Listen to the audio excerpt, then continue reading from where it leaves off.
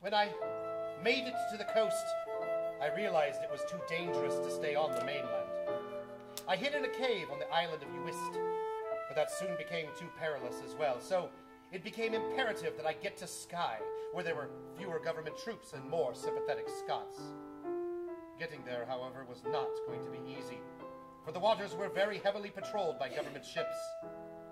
Then, a very brave young woman stepped forward to help get me across the water. Her name was Flora MacDonald. Yes, I have heard of her. She is quite famous. Aye, Robin, that she is.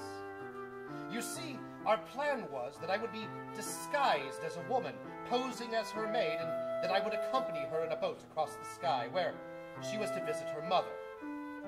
It is not easy to find women's clothing that would fit on my 6-foot frame, but Flora's relatives on Uist toiled for several days to make a very convincing dress for me to wear.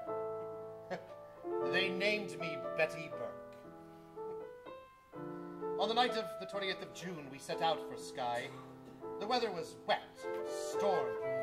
The boatmen had great difficulty finding their way in the dark. All the while, Flora remained steadfast as I sang Jacobite songs to her. And we were all greatly relieved to find the Skye shore and safety. As I was taking leave of her at Fort Portree, I realized I had nothing to give her as a reward except the garters from my Betty Burke disguise. But I did promise her that I would amply reward her after we returned to St. James. Alas, this was not to be, and I never saw her again.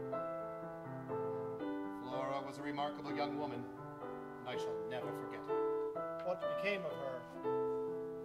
The authorities quickly discovered her complicity in my escape, and she was arrested immediately after reaching her mother's house. She spent a year in prison, some of it in the Tower of London, and then she was released under the Act of Indemnity of 1747, married and lived for a time in America, in North Carolina, before returning to Scotland and raising a large family. I'm told she lives to this day in Skye. I am glad to hear that she did not suffer unduly for her bravery and loyalty to you, Your Majesty. Thank you, Robin.